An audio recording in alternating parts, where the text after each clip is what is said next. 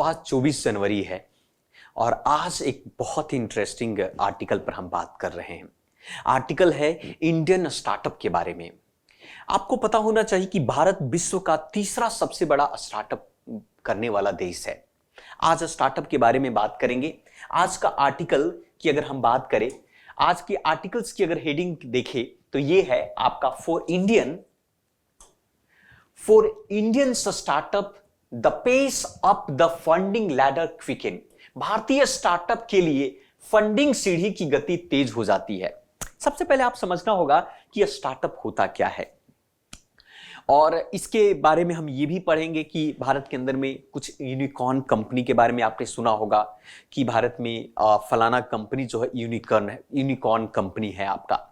तो समझेंगे कि ये यूनिकॉर्न होता क्या है, नाम क्यों पड़ा आपका, और भारत में स्टार्टअप का रैंक क्या है, स्टार्टअप कैसे किए जाते हैं, रिपोर्ट क्या बता रही है, इसके बारे में हम थोड़ा सा डिटेल से हम जानेंगे और समझेंगे। अभी हम डेटा की बात करें, रिसेंट में एक आर्टिकल आपको आया था। उस आर्टिकल का टाइटल था व्हाट ड्राइव्स अ स्टार्टअप, आपका what drives a startup fund raising in India. What drives a startup fund raising in India was published as a part of January 23 issued by reserve bank of India के monthly bulletin में ये आपको आया था। और उस bulletin के दौरान में आप देख सकते हैं कि उसमें दिखाया गया कि startup have been becoming a unicorn in recent year in India.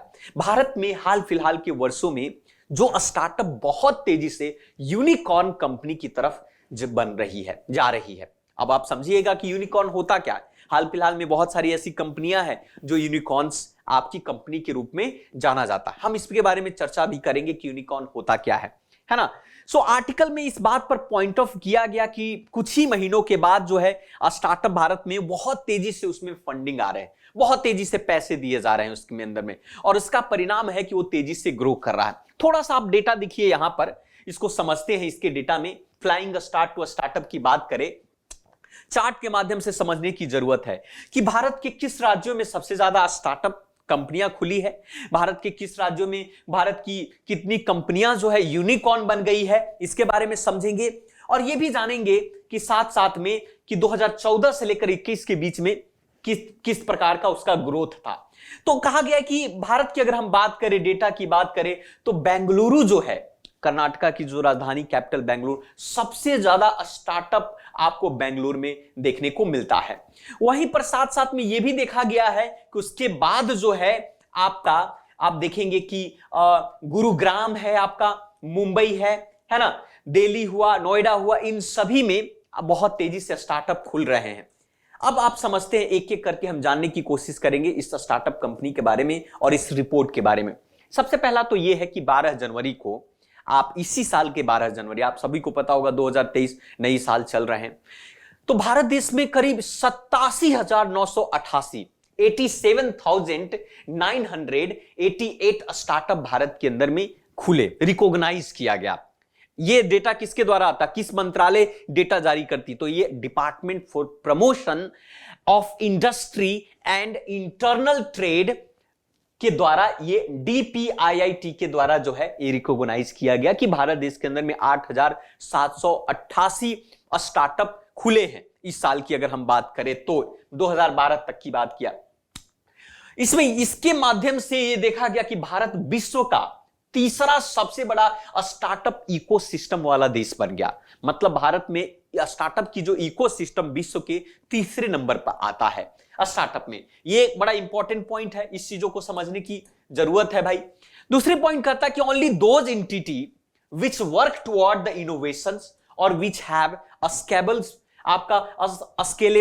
Businesses model are recognized in India as a startup up to 10 year. पिछले 10 सालों तक वो स्टार्टअप कंपनियां शुरुआत करती है ना, अपने आप को नए नए इनोवेशंस लाती है, और इनोवेशंस के साथ जो है 10 सालों के अंदर में अपने आप को एस्टैब्लिश कर लेती है ना, और साथ साथ में वो 100 करोड़ से भी ऊपर अपना आप को स्थापित करती है। लेकिन एक चीज भी साथ साथ में एक डेटा और आती है DPIIT का ही, जिसको आप department of promotions of industry and internal trade कहते हैं। तो उन्हें यह कहा कि स्टार्टअप है वे क्रिएटेड अराउंड 30 जून 2022 तक जिस तरीके से हमारे देश के अंदर में स्टार्टअप बढ़ रहा है, तो 30 जून 2022 तक करीब 7.6 लाख जॉब इन स्टार्टअप कंपनियों के द्वारा क्रिएट किया गया। ये तो बहुत अच्छी बात है भाई, इनोवेशंस है, नए कंपनी खुल रहा है, भारत की जीडीपी में भी ग्रोथ होगा, साथ साथ में इंप्लॉयमेंट जनरेट हो रहे हैं, लोगों का इनकम बढ़ेगा तो पर कैपिटा इनकम बढ़ेगा, way of the living standard बढ़ेगा, और फाइनली जो है हमारे देश का भी ह्यूमन डेवलपमेंट इंडेक्स में इंप्रूवमेंट होगा। बहुत अच्छी बात, ये डेटा के माध्यम से देख सकते हैं।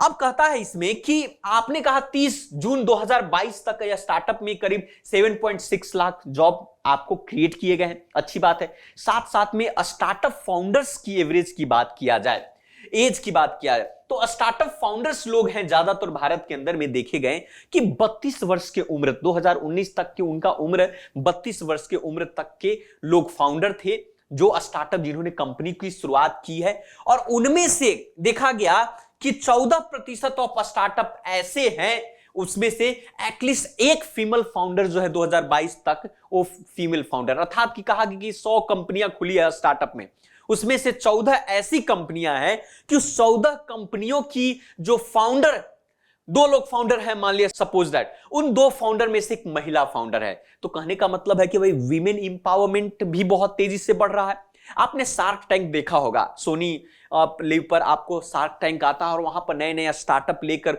वहां पर आते हैं, उसमें बहुत सारे फीमेल्स भी होती हैं और बड़ा अच्छी है कि भाई वो लोग फंडिंग करते हैं, एंजल इन्वेस्टर हुआ आपका, साथ साथ में बहुत तरीके के जो इन्वेस्टमेंट होते हैं उस तरीके के उसमें इन्वेस्टमेंट किए जाते हैं, है ना।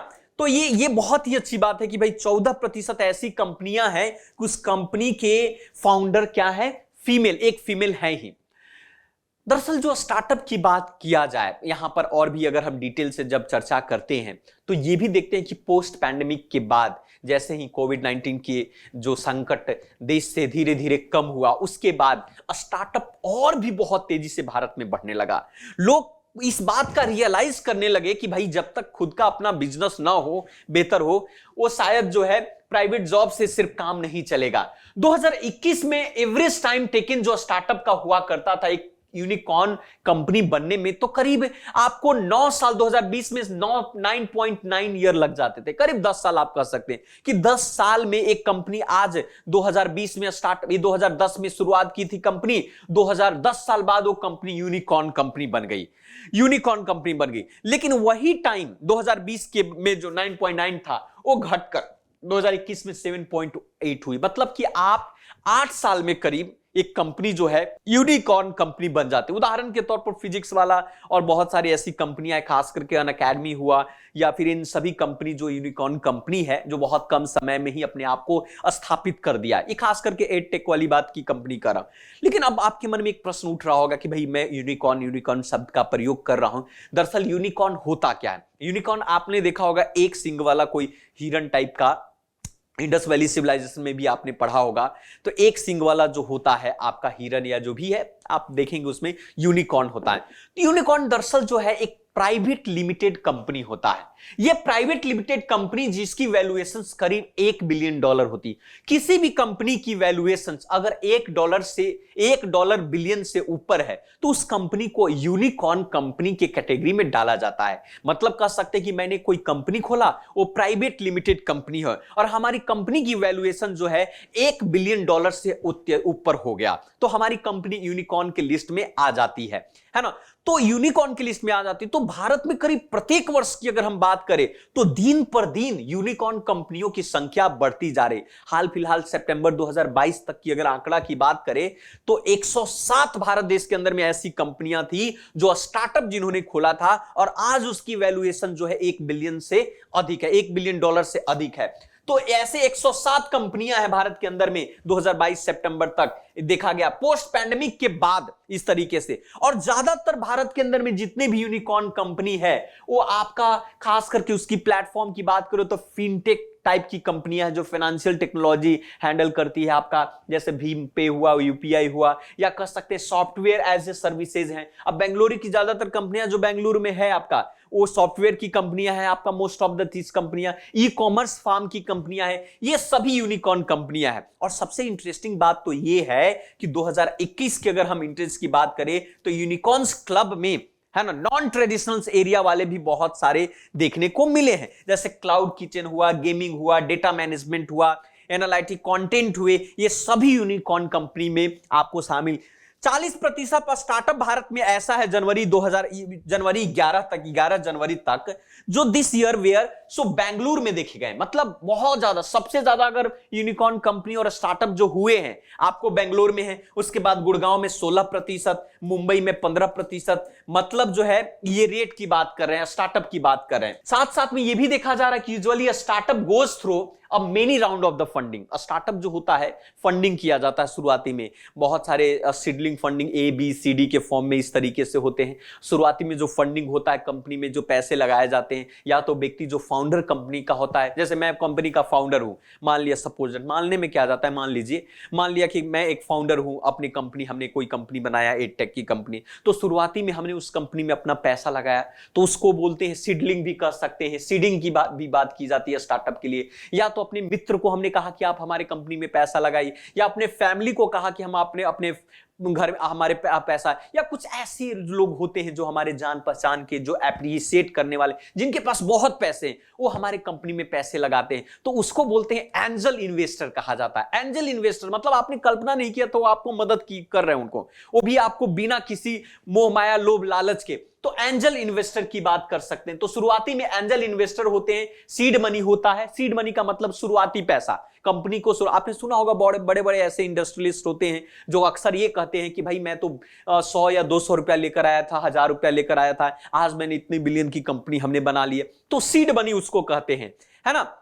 और अब यहां पर इसके बाद जो है उसकी स्थापना होती है, आपका फुट होल्ड होता है मार्केट के अंदर में, और धीरे धीरे चीजें बढ़ती है, एक्सपांशन होता रहता है। लेकिन भारत में सबसे बड़ी बात यह है कि आजकल जो स्टार्टअप कंपनी को तेजी से आगे बढ़ने में काफी मदद मिल रहा है, मतलब बहुत तेजी से आगे बढ़ जा रहा है। अब जैसे कहता है कि चार्ट 3 में आपको दिखाया गया है कि मीडियंस मंथ टेकन जो स्टार्टअप कंपनी का था 2014 में से 2021 के बाद में, वो बहुत तेजी से बढ़ा है। 2014 से 21 तक के बीच में काफी तेजी से बढ़ा है। स्टार्टअप फाउंडेशन 2014 में अगर वो 50 मंथ लगता था उसको बिल्डअप करने में, आज जो है वही 28 मंथ में हो गया, मतलब 28 महीने में वो कंपनी तैयार हो जा रही है। ऐसे ही चीजें बहुत तेजी से बढ़ती जा रही है, और ये हमारे देश के लिए बहुत ही अच्छी बात है, और बहुत ही आप कह सकते हैं। सो इंडियन टेक स्टार्टअप की बात करें, बहुत सारे ऐसी टेक कंपनियां हैं जो 17.4 बिलियन से आज जो है 2531 राउंड 2019 तक होते होते आपको बढ़ गया, आपका 2531 से भी अधिक हो गए। 2020 में ये 6.9 बिलियन का बन गया, 2021 में ये बढ़कर 45.4 बिलियन हो रहा था, और करीब 2900 के अराउंड हो रहे थे। तो कहने का मतलब बहुत तेजी से ये स्टार्टअप बढ़ रहा है, और ये बहुत अच्छी बात है। देश इनोवेटिव होगा, देश का विकास होगा, GDP GNP तरह तरह के बढ़ेंगे, इनकम, हमारा इनोवेशंस, नए तकनीकी आएंगे, टेक्नोलॉजी होगा, हमारा भारत भी डेवलपिंग कंट्री से डेवलप्ड कंट्री बन जाएगा। तो यही तो आइडिया, यही चीज तो लाना है देश के अंदर में, सबका साथ सबका विकास। मतलब हमारा इनोवेशंस वाला अगर माइंड होगा तो हमारा देश तेजी से बढ़ेगा। हम अक्सर सिर्फ सरकारी जॉब और प्राइवेट जॉब, सरकारी जॉब पर हम निर्भर रहते हैं। बेहतर है कि भाई अपना स्टार्टअप किया जाए, अपनी शुरुआत किया जाए, और अपनी शुरुआत के माध्यम से बेहतर करने की कोशिश किया जाए। तो ये था आज का आर्टिकल जो बहुत इंटरेस्टिंग था। चलते हैं, फिर से मिलते हैं दूसरे वीडियोस में। आज के लिए इतना ही। So thank you very much, मिलते हैं फिर से दूसरे वीडियो में।